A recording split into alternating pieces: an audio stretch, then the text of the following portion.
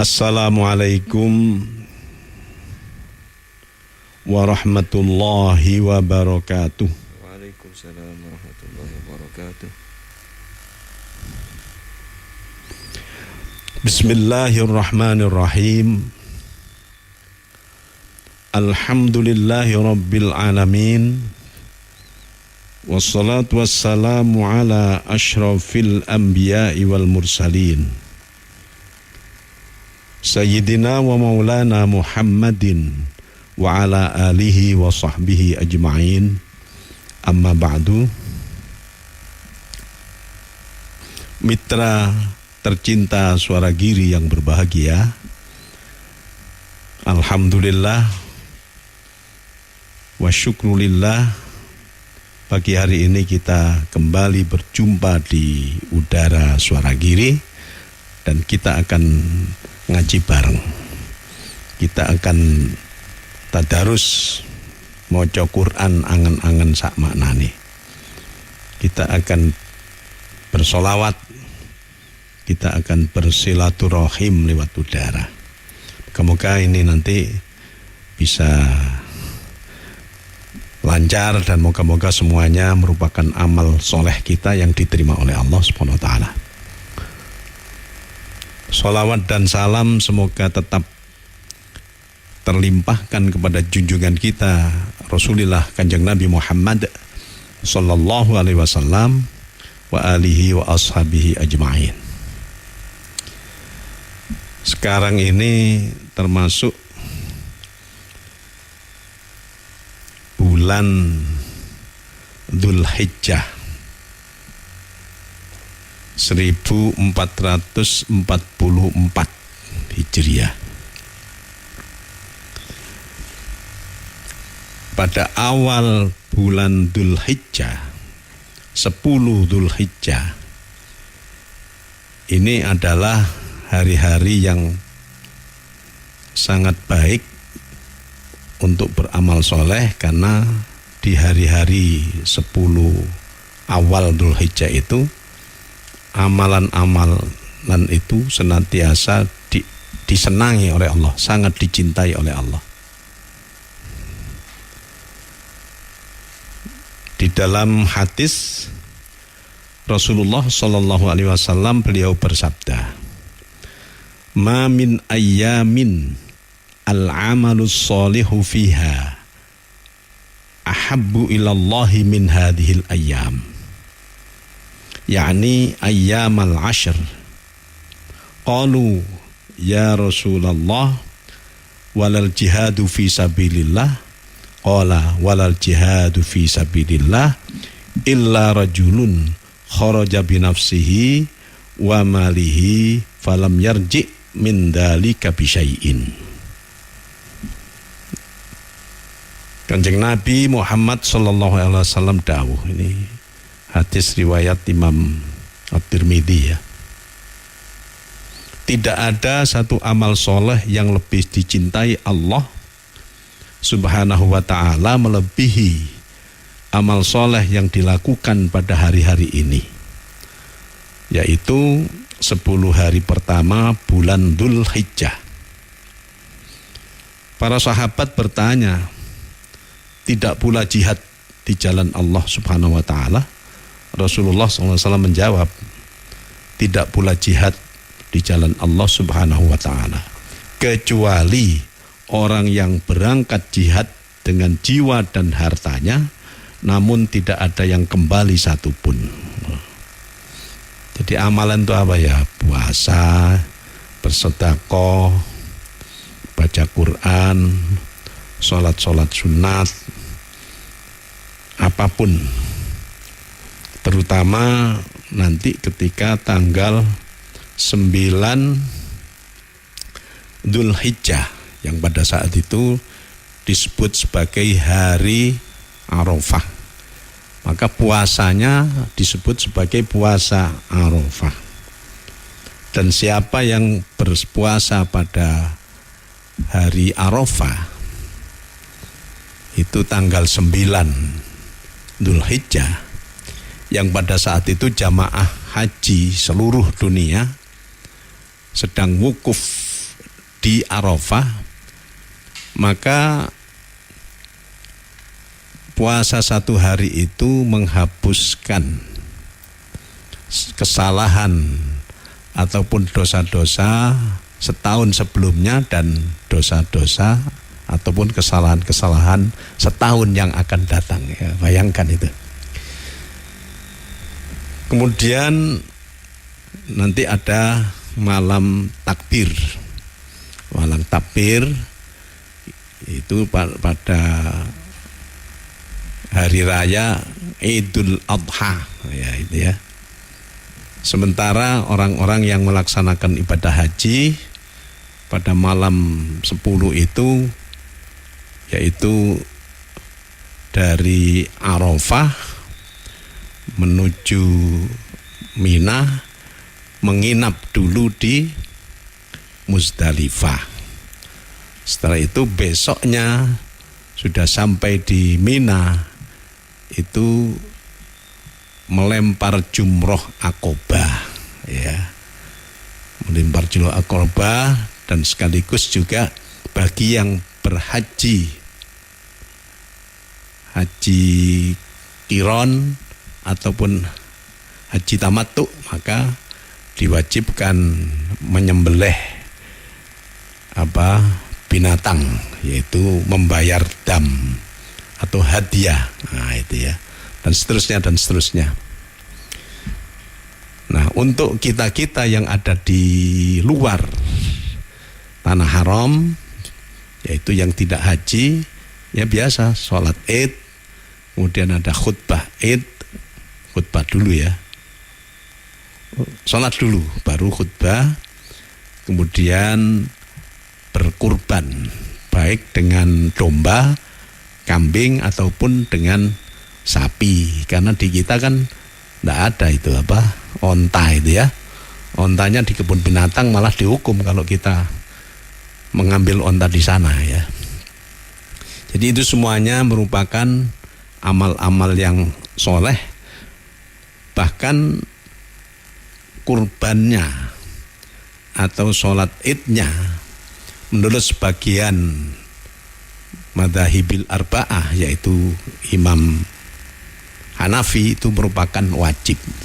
Tapi kalau yang jumhur ulama itu adalah sunat muakkad. Tapi bagi yang melaksanakan ibadah haji, itu seperti yang di dalam hadis disebutkan, al-umratu ilal umrati kafaratun lima bainahuma wal hajjul mabrur laisa lahu jazaa'un illal jannah. Antara satu umroh dengan umroh yang lain itu di tengah-tengahnya itu merupakan kafarah, merupakan tebusan dari kesalahan-kesalahan atau dosa-dosa kita. Wal hajjul mabrur laisa lahu jazaa'un illal jannah. Dan haji mabrur, haji yang diterima oleh Allah, tidak ada pahala lain yang pantas kecuali surga. Nah ini semuanya ternyata ada hubungannya dengan Nabi Ibrahim alaihissalam, di mana Nabi Ibrahim alaihissalam ini adalah nenek moyang dari junjungan kita Kanjeng Nabi Muhammad sallallahu alaihi wasallam. Coba sekarang dibaca tentang bagaimana di antara ayat-ayat yang menerangkan cerita tentang Nabi Ibrahim, yaitu surat Al-Baqarah 124. Jadi surat Al-Baqarah juz 1 ayatnya 124. Silakan. A'udzu billahi minasy syaithanir rajim. Bismillahirrahmanirrahim. Wa idh ibtala Ibrahim ربه بكلمات فأتمهن قال إني جاعلك للناس إماما قال إني جاعلك للناس إماما قال ومن ذريتي قال لا ينال عهد الظالمين. Kalau di Quran sini fa'atammahun itu wakof, nanti wakofoh. Terus ja'ilu kalin nasi imaman itu juga wakof. Wa min dzurriyyati wakof. A'udzu billahi minasy syaithanir rajim. Bismillahirrahmanirrahim. Wa idh ibtala Ibrahima rabbuhu bikalimatin fa'atammahun qala inni ja'iluka linnasi imama qala wa min dhurriyyati qala la yanalu ahdi zalimin. Artinya,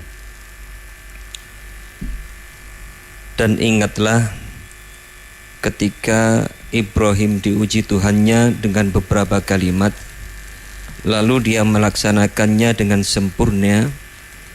Ia Allah berfirman, sesungguhnya Aku menjadikan engkau sebagai pemimpin bagi seluruh umat manusia. Dia Ibrahim berkata, dan juga dari anak cucuku. Allah berfirman, benar, tetapi janjiku tidak berlaku bagi orang-orang yang zalim.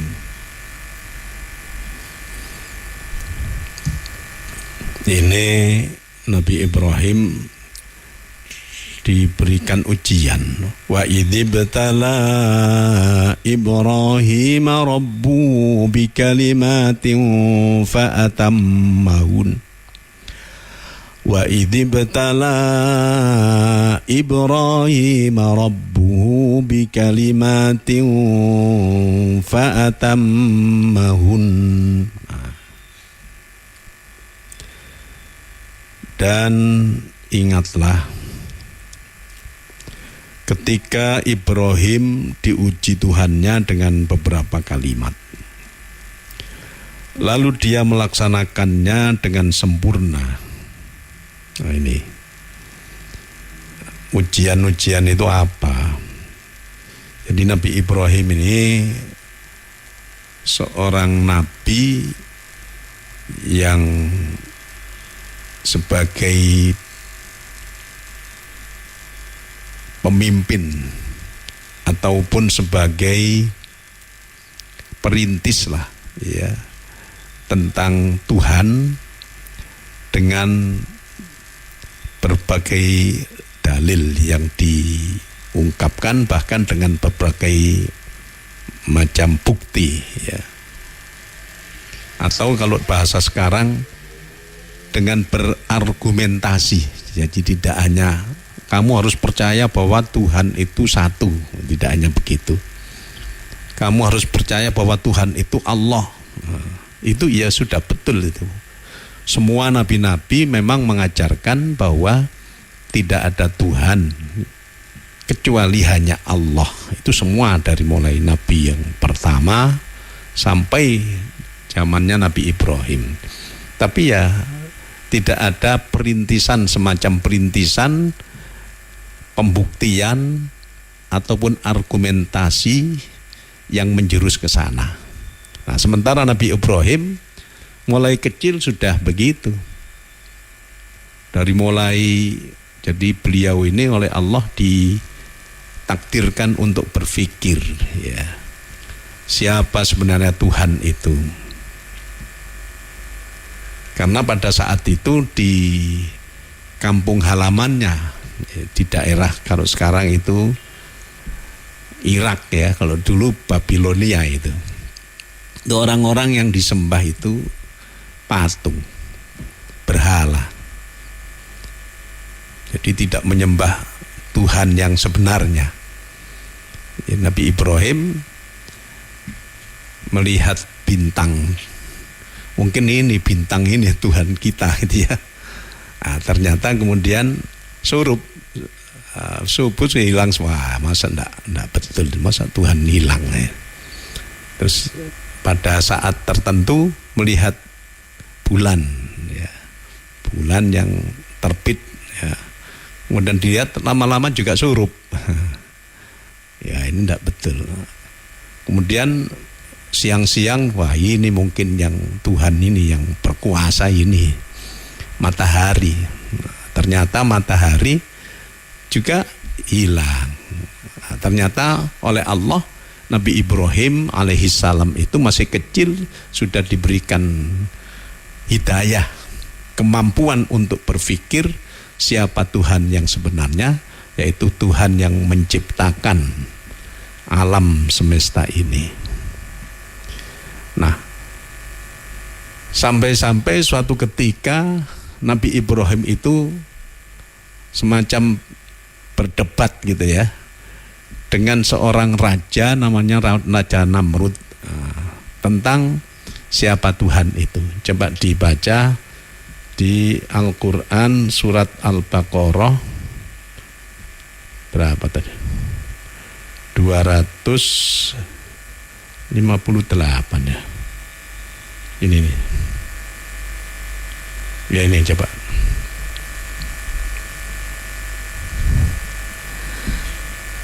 A'udzu billahi minasy syaithanir rajim. Bismillahirrahmanirrahim. Alam tara ilal ladzi hajja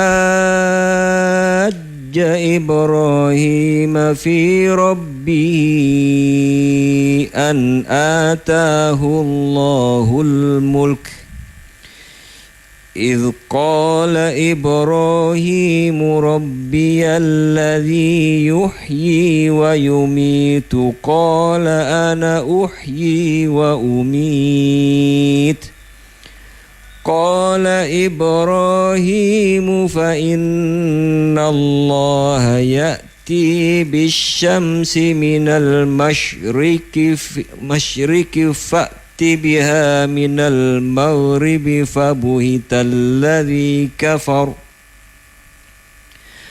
والله لا يهدي القوم الظالمين.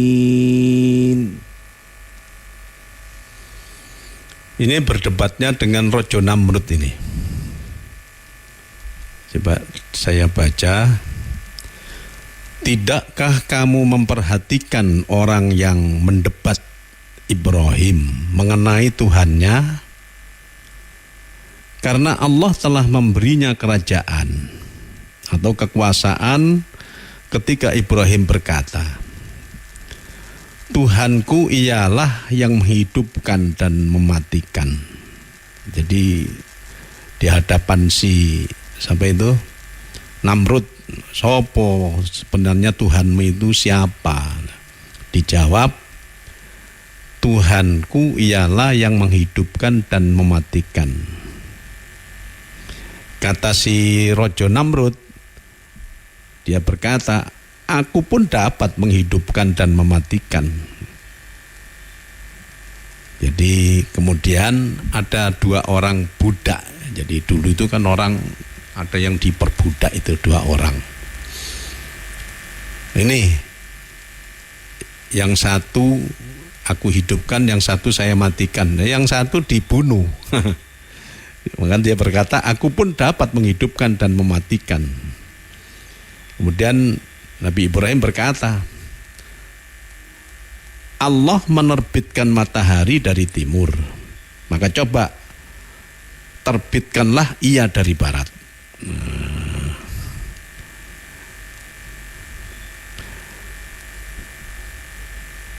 Fabuhital ladzi kafar, ya. Maka bingunglah orang yang kafir itu. Jadi rojo bingung. Nah, Nabi Ibrahim mengatakan, kalau Allah Tuhanku itu menerbitkan matahari dari timur, nanti terbenamnya di barat, terus rojo disumbari, ya. Sekarang ganti, ya, matahari terbitkan dari barat, nanti surupnya di sebelah timur. Nah, maka bingunglah orang yang kafir itu. Jadi orang yang kafir itu Namrud. Allah tidak memberi petunjuk pada orang-orang yang zalim. Ternyata malah marah itu siapa itu? Si Namrud itu marah. Nabi Ibrahim akhirnya dibakar, disuruh bakar itu di 3 hari 3 malam. Itu kan termasuk ujian yang diberikan oleh Allah. Tapi dibakar, ya, semuanya orang jogo-jogo, jangan sampai melayu, jangan sampai lari Ibrahim. Semuanya bawa pedang, bawa macam-macam. Nah, ternyata 3 hari 3 malam dibakar sampai apinya itu padam.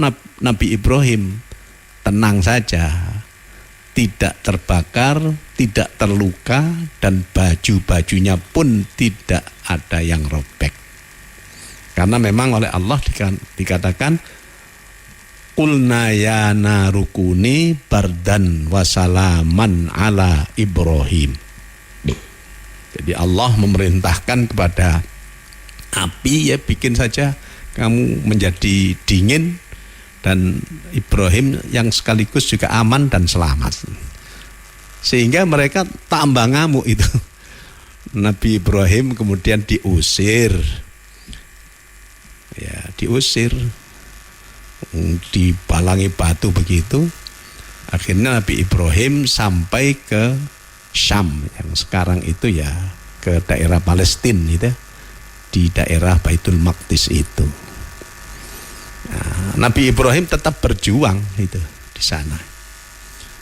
Nah, di antaranya argumentasi yang diberikan oleh Nabi Ibrahim kepada kaumnya yang jahiliyah, yang menyembah patung itu, di antaranya ini di dalam surat apa tadi? Anbiya, ya.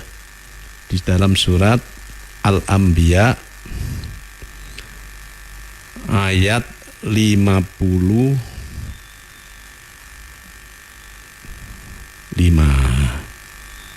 ya. Ini coba dibaca ayat 53, ya,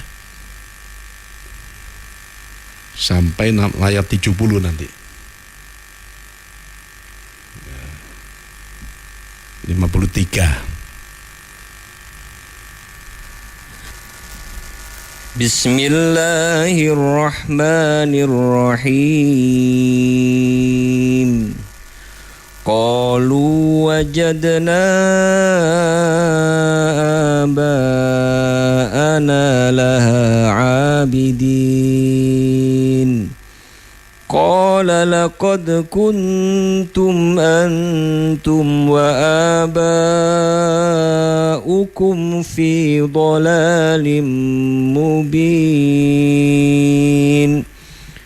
Qalu ajitana bil haqqi am anta minal la'ibin. Qala bar rabbukum rabbus samawati wal ardi alladhi fatarahunna wa ana ala dhalikum minasy syahidin. وتالله لأكيدن أصنامكم بعد أن تولوا مدبرين فجعلهم جذاذا إلا كبيرا لهم لعلهم إليه يرجعون قالوا من فعل هذا بآلهتنا إنه لمن الظالمين قالوا سمعنا فتى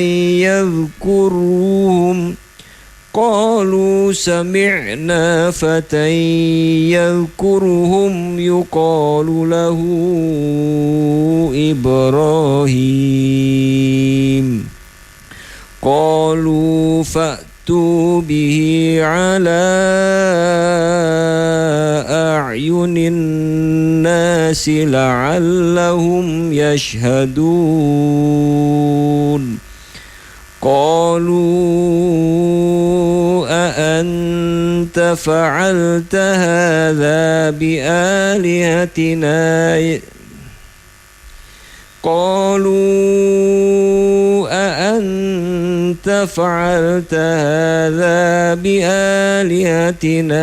يا إبراهيم قال بل فعله كبيرهم هذا فاسألوهم إن كانوا ينطقون فرجعوا إلى أنفسهم فقالوا إنكم أنتم الظالمون ثم نكسوا على رؤوسهم لقد علمت ما هؤلاء ينطقون.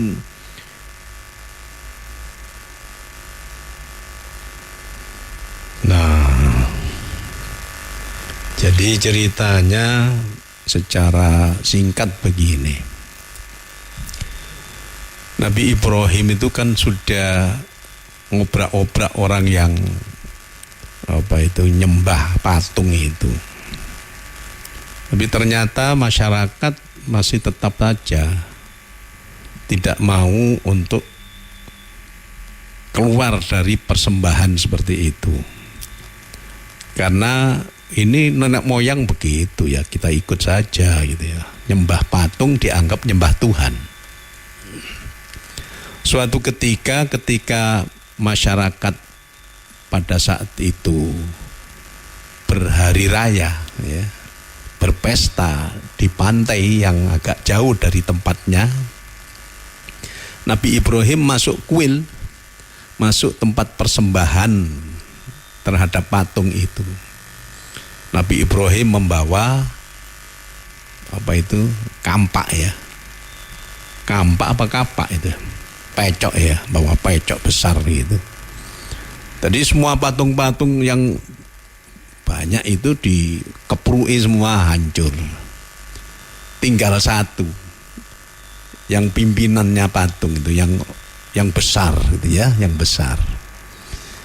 Itu dikalungi dengan kapak itu, dengan kampak itu oleh Nabi Ibrahim, dikalungi begitu.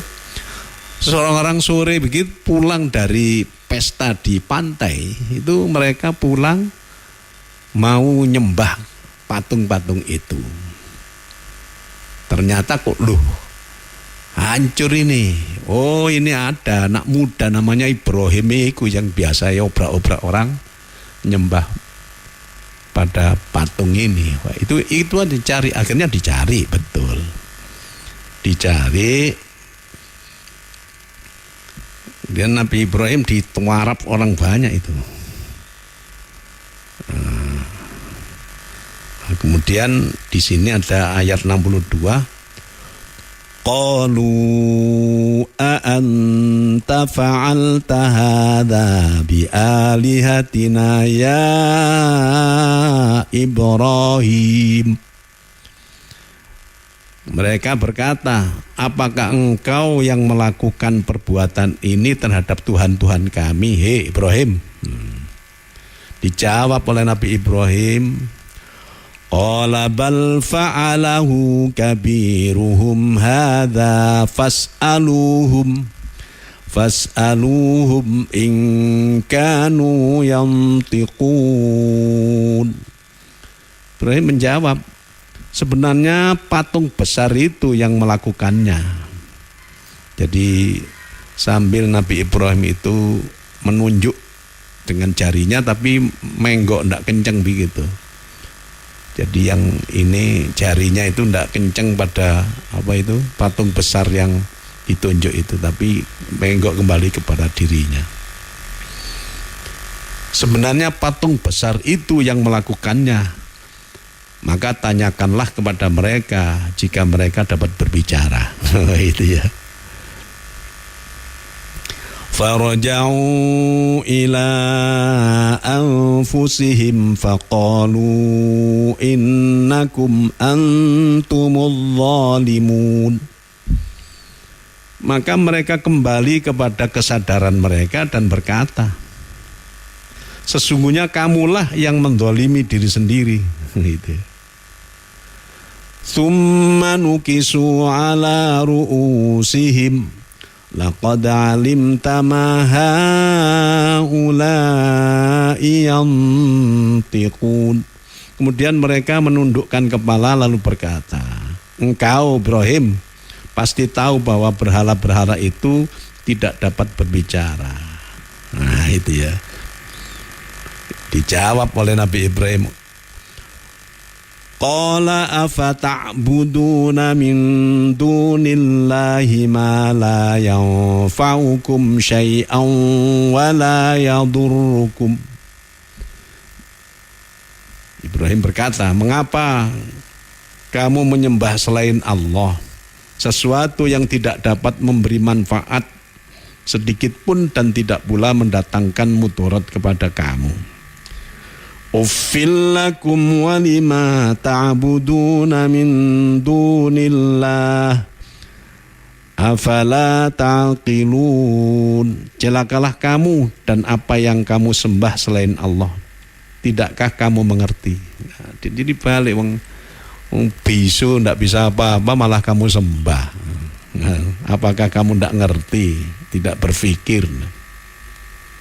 Malah ngamuk ini rakyatnya, terutama dipimpin Raja Namrud tadi.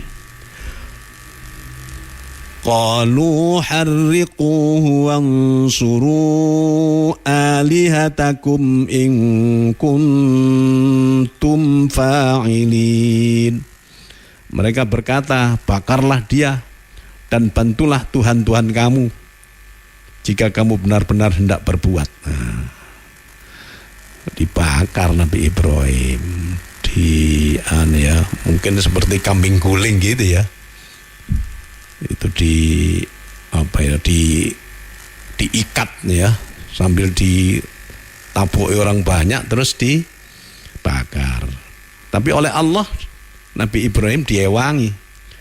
Qulna ya naru kuni bardan wa salaman ala Ibrahim.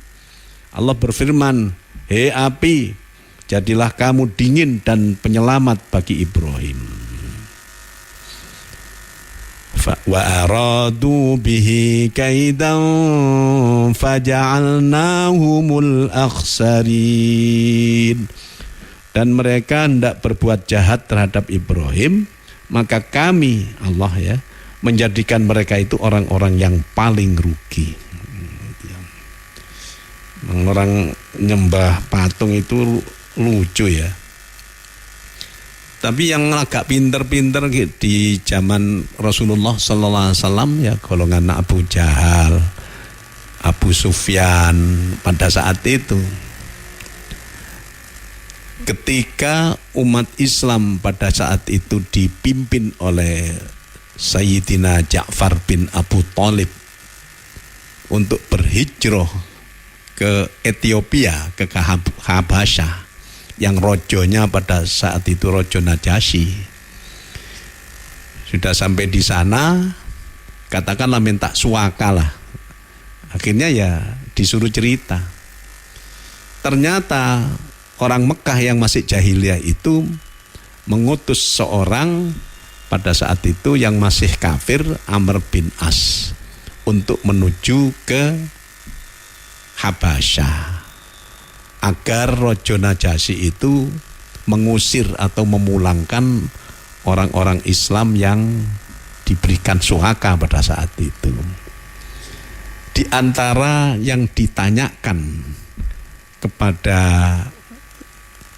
pimpinan daripada orang jahiliyah, yaitu pada saat itu ya, Amr bin As, masa Tuhannya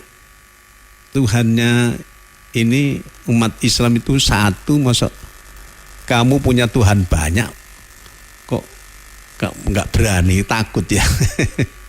Dan akhirnya kenapa kalian kok menyembah berhala? Kenapa kalian kok nyembah reco? Itu dijawab, pinter jawabnya, ma na'buduhum illa liyuqarribuna ilallahi zulfa. Ya, mereka masih sebenarnya percaya kepada Tuhan, kepada Allah. Kami sebenarnya tidaklah kami menyembah kepada berhala-berhala kami itu, kecuali berhala kami itu ya supaya mendekatkan kami lebih dekat kepada Allah. Itu. Padahal ya tidak ada yang seperti itu, hanya pura-pura saja. Jadi ya karena cerdasnya agak pinter, jadi jawabnya tidak langsung seperti umatnya Nabi Ibrahim pada saat itu. Sebenarnya kami tidak menyembah patung-patung ini, hanya patung-patung ini yang bisa mendekatkan kami lebih dekat kepada Allah. Karena pada saat itu orang Mekah juga kenal Allah tapi tidak mau menyembah Tuhan, tidak mau menyembah Gusti Allah. Nah, itu. Nah, termasuk juga ceritanya Nabi Ibrahim alaihissalam tentang apa itu ya, bahwa nanti terjadi kiamat, semua manusia akan dibangkitkan, dihidupkan kembali oleh Allah. Itu di surat Al-Baqarah ayat 259. Bukan 260 ya, ini coba ya. Jadi Nabi Ibrahim itu memang cerdik, oleh Allah diberikan akal yang jenius ya, sehingga perkara-perkara yang gaib pun masih ditanyakan oleh Nabi Ibrahim alaihissalam. Coba dibaca. A'udzu billahi minasy syaithanir rajim. Bismillahirrahmanirrahim. Wa idh qala Ibrahimu rabbi arini kaifa tuhyil mauta qala awalam tu'min qala bala walakin liyatma'inna qalbi qala fakhudh arba'atan minat الطير فصرهن إليك ثم اجعل على كل جبل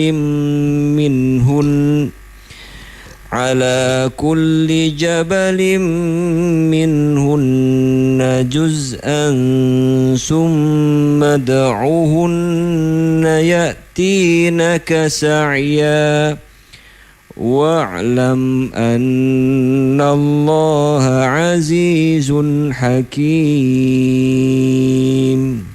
Terjemahnya. Dan ingatlah ketika Ibrahim berkata, Tuhanku, perlihatkanlah kepadaku bagaimana engkau menghidupkan orang mati. Allah berfirman, belum percayakah engkau? Dia Ibrahim menjawab, aku percaya, tetapi agar hatiku tenang dan mantap. Ya Allah berfirman, kalau begitu ambillah 4 ekor burung, lalu cincanglah olehmu, kemudian letakkan di atas masing-masing bukit satu bagian, kemudian panggillah mereka. Niscaya mereka datang kepadamu dengan segera. Ketahuilah bahwa Allah Maha Perkasa, Maha Bijaksana. Ya, jadi Nabi Ibrahim itu terus mencari kebenaran. Jadi suatu ketika seperti di dalam ayat tadi disebutkan, Nabi Ibrahim itu sebenarnya sudah yakin ajaran yang diberikan oleh Allah tentang keyakinan bahwa suatu saat akan terjadi kiamat, baik kiamat sughra di mana semuanya mati dan dikubur, ataupun kiamat kubro yang semuanya juga terjadi kehancuran dan semuanya dimatikan oleh Allah. Tapi oleh Allah kemudian dijelaskan bahwa nanti akan ada hari kebangkitan. Makanya kiamat itu kan bangkit, hari bangkit, ba'as itu ya. Kebangkitan jasmani dan rohani manusia akan dibangunkan. Semuanya termasuk kita-kita ini. Termasuk Nabi Ibrahim. Lantas Nabi Ibrahim ngelamun, gimana Tuhan engkau menghidupkan orang yang semuanya sudah mati? Nah ini apa? Dan ingatlah ketika Ibrahim berkata, Tuhanku, perlihatkanlah kepadaku bagaimana engkau menghidupkan orang mati. Allah berfirman, belum percayakah engkau? Apakah kamu tidak beriman? Ibrahim menjawab, aku percaya, tetapi agar hatiku tenang, mantap. Maka Allah berfirman, kalau begitu ambillah 4 ekor burung, lalu cincanglah olehmu. Jadi 4 orang burung ini, kalau saya dulu mendengarkan kiai-kiai itu, 4 itu ayam jago, kemudian burung merak, burung dara, dan apa itu ya, hitam itu apa? Gagak itu. Itu oleh Allah disuruh untuk, ya tentunya dibelai dulu ya, dicincang semuanya jadi satu, jadi apa ya, jadi satu, semacam jadi bakso begitu ya.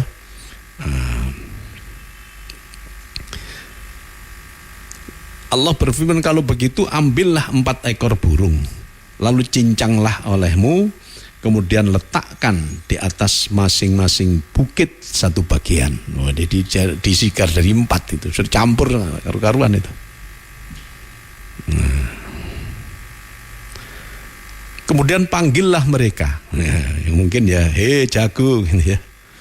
Hei apa itu? Burung dara. Wahai burung merak, gagak, gitu ya. Niscaya mereka datang kepadamu dengan segera. Ya. Ketahuilah bahwa Allah Maha Perkasa, Maha Bijaksana. Dan ternyata memang walaupun sudah hancur semuanya menjadi satu ya, tapi kemudian dijadikan 4, ditaruh di gunung bagian utara, ada yang ditaruh di gunung bagian timur, selatan, dan barat. Dipanggil satu persatu, ternyata langsung saja berdiri dan lari datang kepada Nabi Ibrahim. Jadi Nabi Ibrahim ya sebenarnya sudah percaya, sudah mantap. Akan tapi karena beliau ini oleh Allah diberikan tugas untuk menjelaskan kepada umat supaya tenang, supaya tabah, maka beliau kemudian minta bukti bagaimana Allah menghidupkan orang-orang yang sudah mati. Nah, itu. Dan memang nanti ketika di hari kiamat itu nanti kita pasti akan hidup kembali. Kalau enggak percaya ini ya enggak percaya akhirat. Wa nufikha fis suri fa idahum minal ajdasi ila rabbihim yansilun. Dan trompet atau sangkakala kebangkitan ditiup, yang niup ini malaikat Israfil. Tiba-tiba semuanya bangkit, ya, termasuk saya, termasuk siapa saja, tidak ada yang tidak, dari kuburnya masing-masing. Kemudian hidup, kemudian dikumpulkan di mahsyar, ya.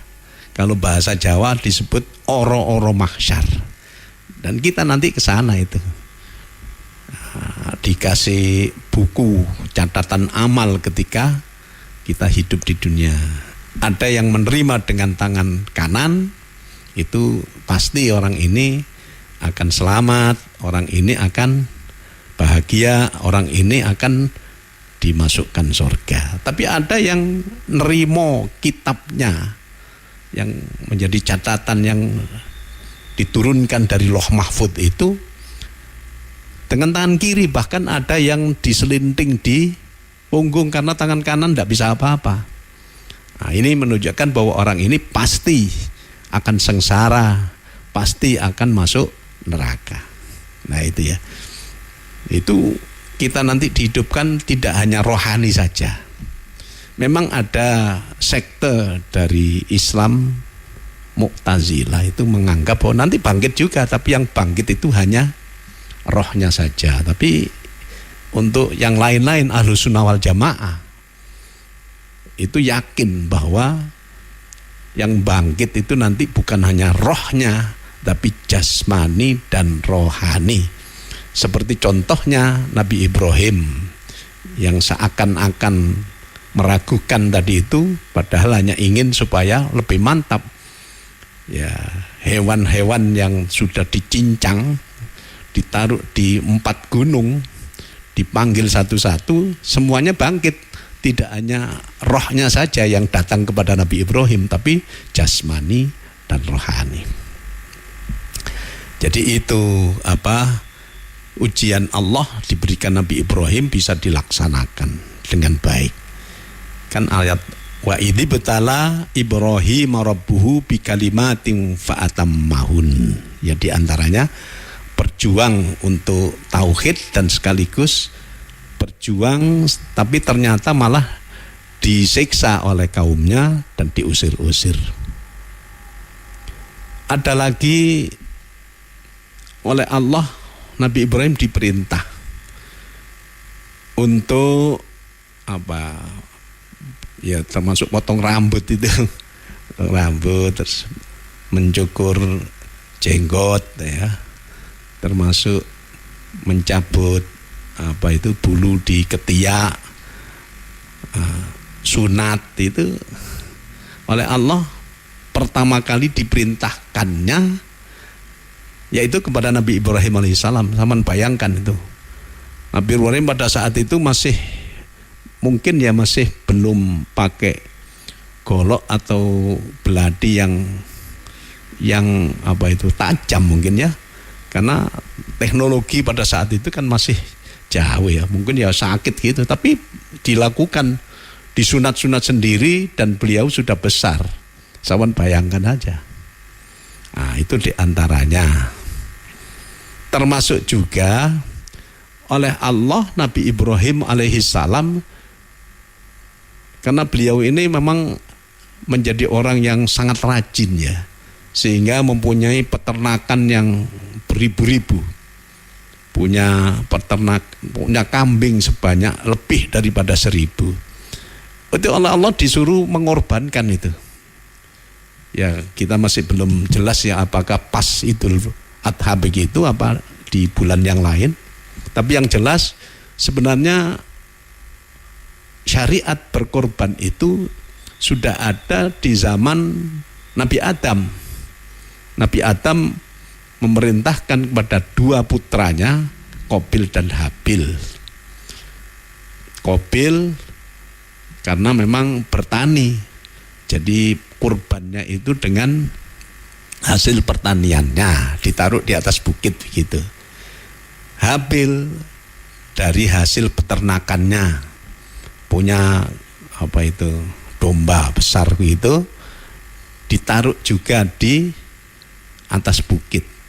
Tapi tidak disembelih, ya ditaruh aja. Kalau memang kurbannya itu diterima oleh Allah, ditunjukkan dengan bahwa kambing ataupun hasil pertanian si Qabil itu disambar dengan api, gitu ya. Jadi tidak pakai disembelih pada saat zaman Nabi Adam. Nah, baru zaman Nabi Ibrahim alaihissalam diperintahkan untuk berkorban. Ternyata kurbannya itu ada 1000 ekor kambing atau domba. Itu semuanya dikorbankan, sampai kaumnya itu mengatakan, Ibrahim kok banyak sekali, kan cukup satu saja kok 1000. Kata Nabi Ibrahim, iya, karena yang memerintahkan itu Allah. Apa enggak cukup satu? Pokoknya kalau diperintah oleh Allah, saya lakukan yang terbaik. Nah, jadi 1000 domba itu dikurbankan semuanya. Nah, dan kemudian Nabi Ibrahim, kalau misalnya saya nanti punya anak, oleh Allah diperintahkan untuk mengorbankan anak itu, saya akan taat. Nah, itu ya. Memang pada saat itu Nabi Ibrahim alaihissalam belum mempunyai putra, baik dari siapa itu, Siti Sarah ataupun dari Siti Hajar. Padahal sudah sepuh. Nabi Ibrahim mengatakan begitu, kalau nanti misalnya ketika saya punya anak dan oleh Allah diperintahkan untuk mengorbankan, ya saya korbankan. Gitu Nabi Ibrahim. Ya, tidak tahu itu sebagai ungkapan taatnya apa sebagai apa gitu ya. Nah, ternyata suatu ketika Nabi Ibrahim alaihissalam sudah mempunyai putra yang pertama, Nabi Ismail alaihissalam, itu ya Siti Sarah. Padahal Siti Sarah itu istri yang pertama, masih belum punya. Akhirnya Siti Sarah kan tidak enak itu ya. Akhirnya diminta, dan itu diperintah oleh Allah supaya Siti Hajar dan Ismail yang masih menyusu pada saat itu oleh Nabi Ibrahim harus dibawa ke tempat yang jauh, yaitu di Mekah. Yang pada saat itu Mekah masih kosong, belum ada apa-apa. Jadi tidak ada sumber air, juga tidak ada tanam-tanaman, ya, gung lewang-lewong kalau bahasa Jawanya itu ya. Ya, siapapun tidak akan betah ke sana. Tapi oleh Allah Nabi Ibrahim diperintahkan untuk datang ke sana, menempatkan Siti Hajar dan Nabi Ismail yang masih menyusui itu di tempat yang sekarang menjadi Ka'bah itu. Memang sudah ada dulu Ka'bah, tapi tinggal ininya saja, mungkin hanya tandanya saja. Hancur di zaman Nabi Nuh alaihissalam ketika terjadi banjir bandang. Nah, ternyata tidak lama kemudian Nabi Ibrahim mendatangi Nabi Ismail. Tadinya kan ditinggal itu ya. Ditinggal balik ke Palestina ya. Balik ke Palestina. Tapi Nabi Ibrahim ya kasihan, ditanya oleh siapa itu? Siti Hajar. Ibrahim, ini karmu dewe apa dari Tuhan? Diam saja. Nah, ini apa kehendak sampean, apa kehendak Tuhan? Saya harus di sini, sampean pergi. Dijawab, dari Allah, perintah Allah. Nah, kalau begitu saya yakin karena yang memerintahkan Allah, pasti saya diberikan kehidupan oleh Allah di sini.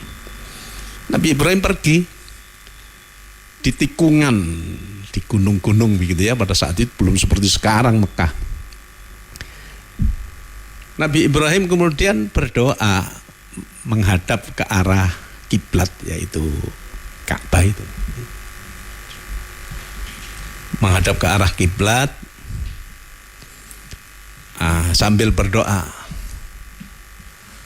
Rabbana inni askantu min dzurriyyati biwadin ghairi zar'in 'inda baitikal muharram Rabbana liyuqimus salata faj'al af'idatan minan nasi tahwi ilaihim warzuqhum minas samarati la'allahum yashkurun. Ya, mungkin sambil berlinang air mata ya, Nabi Ibrahim meninggalkan istri dan anak tercintanya. Kemudian beliau berdoa, Rabbana du Gusti, saya telah meletakkan bagian anak cucu saya di daerah yang tidak ada tanam-tanaman, yang gersang, yang tidak ada apa-apa. Ya Allah, moga-moga mereka ini liyuqimus sholata, agar mereka nanti menjadi orang-orang yang mendirikan atau melaksanakan sholat. Dan moga-moga mereka nanti sebagian manusia senantiasa rindu datang kepada anak cucu sini. Dan moga-moga mereka mendapatkan buah-buahan agar mereka bisa bersyukur. Wah, itu sudah. Akhirnya 14 tahun kemudian Nabi Ibrahim datang lagi ke Mekah itu. Datang itu kepada Nabi Ismail, aku mendapatkan wahyu dari mimpi. Inni ara fil manami anni adzbahuka fanzur madza tara. Ibrahim, aku di dalam mimpiku diperintah untuk menyembelih engkau. Gimana? Apa pendapatmu? Ternyata Nabi Ismail yang masih sekitar umur 14-an tahun atau bahkan kurang, itu mengatakan kalau memang itu diperintah oleh Tuhan, saya tidak ada masalah. Saya insya Allah akan sabar.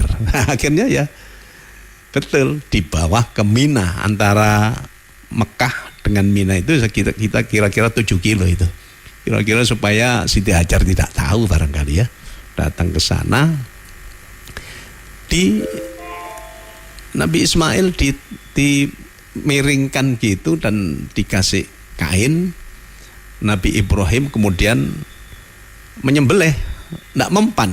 Padahal Nabi Ibrahim sudah mengucapkan Allahu Akbar, Allahu Akbar, Allahu Akbar. Dia tetet tidak mempan. Itu takdir Allah. Nabi Ismail jawab, La ilaha illallah wallahu akbar. Nah itu. Tiba-tiba dari kejauhan ada malaikat yang membawa kambing besar. Sudah, dia malaikat kemudian Allahu Akbar walillahil hamd. Sudah Ibrahim, cukup, kamu telah melaksanakan ujian atau perintah dari Allah. Ini diganti dengan kambing. Akhirnya ya kambing yang disembelih pada saat itu. Ya, akhirnya ya tidak kehilangan anak, tapi justru kambingnya mungkin sekarang itu ya satian gitu ya. Tidak tahu pada saat itu ada gule apa enggak itu ya. Jadi dimakan-makan sendiri. Nah, itu makanya kemudian banyak sekali ujian yang diberikan oleh Allah dan bisa dilaksanakan oleh Nabi Ibrahim alaihissalam. Sehingga disebutkan wa idzibtala Ibrahim rabbuhu bikalimatin fa'atammahun. Ya. Ketika Nabi Ibrahim diuji oleh Allah dengan beberapa kalimat ya, di antaranya yang saya ceritakan tadi itu. Berat sekali itu. Oleh Allah kemudian dikatakan qala inni ja'iluka lin-nasi imama. Nah, itu ya. Nah, sekarang kamu aku jadikan imam bagi manusia. Jadi maksudnya imam itu sebagai ya imam sebagai pemimpin masalah agama, sebagai panutan lah, sebagai panutan. Nabi Ibrahim jawab, qala wa min dzurriyyati. Ya Tuhan, semuanya termasuk bagian anak cucu kami supaya jadi pemimpin seperti aku. Kata Allah, qala la yanalu ahdidz zalimin. Nah, maka untuk yang walaupun itu anak cucu tapi yang zalim tidak akan mendapatkan janjiku, yaitu sebagai pemimpin agama. Jadi yang zalim tidak dapat. Itu ternyata memang putra putri ataupun anak cucu Nabi Ibrahim itu kan banyak ya. Dari Nabi Ismail ya menurunkan Nabi Muhammad SAW.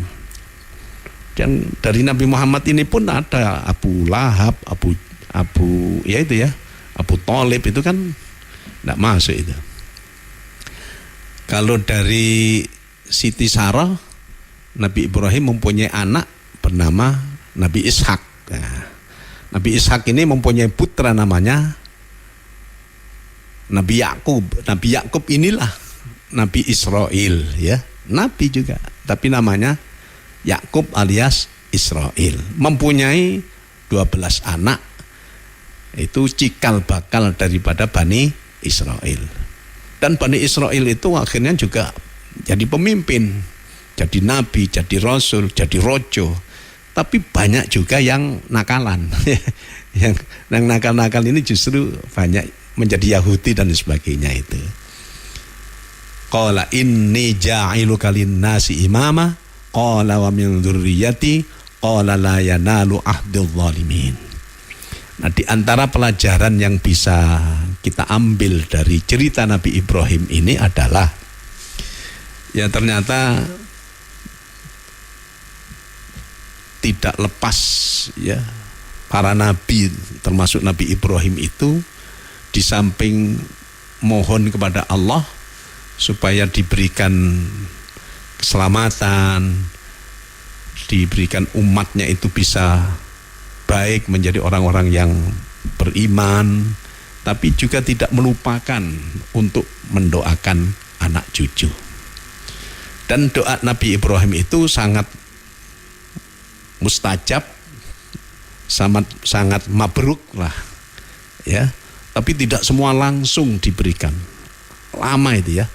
Jadi antara Nabi Ibrahim dengan Kanjeng Nabi Muhammad sallallahu alaihi wasallam yang didoakan supaya nanti ada seorang rasul yang bangkit, itu ternyata sekitar 3.500 tahun kemudian baru dikabulkan doanya Nabi Ibrahim. Makanya kalau kita berdoa, mungkin doa kita kepada Allah itu langsung sak-dek sak-nyet, nah ya. Tapi juga ada yang doa kita kepada Allah itu sebenarnya semuanya mustajab, hanya seakan-akan tidak diterima, tapi justru mendapatkan hal yang lebih baik sesuai dengan kehendak Allah. Tapi ada yang doa-doa kita itu baru diterima ketika sekian ribu tahun seperti Nabi Ibrahim alaihissalam. Dan ternyata Nabi Ibrahim itu diberi pangkat sampai menjadi ulul azmi dan sekaligus menjadi imamnya umat manusia itu, karena beliau memang oleh Allah diberikan ujian-ujian yang berat, dan Nabi Ibrahim itu sabar dan bisa melaksanakan semua ujian-ujian itu dengan baik. Wa idzi betala Ibrahim rabbuhu bikalimatin fa'atammahun. Itu ya, itu diantara pelajarannya. Bismillahirrahmanirrahim. Allahumma sholli wa sallim wa barik ala sayyidina Muhammad wa ala ali sayyidina Muhammad walhamdulillahi rabbil alamin. Barakallahu lana fil Qur'anil azim wa nafa'ana minal ayati wa dzikril hakim. Allahumma ja'alil Qur'ana lana fid dunya qarina wa fil qabri munisa wa fil qiyamati syafi'a wa minan nari sitran wa hijaba wa 'alas sirati nura wa fil jannati rafiqa wa ilal khairati kulliha dalilan wa imama. Allahumma anfa'na bima 'allamtana wa 'allimna ma yanfa'una warzuqna ilman yanfa'una. Rabbana hab lana min azwajina wa dhurriyyatina qurrata a'yun waj'alna lil muttaqina imama. Rabbana liyuqimus sholata faj'al af'idatan minan nasi tahwi ilaihim warzuqhum minats thamarati la'allahum yashkurun. Rabbana atina fid dunya hasanah wa fil akhirati hasanah wa qina adzabannar wa adkhilnal jannata mal abrar. Wa sallallahu ala sayyidina Muhammadin wa ala alihi wa sahbihi wa sallam walhamdulillahi rabbil alamin. Assalamualaikum warahmatullahi wabarakatuh.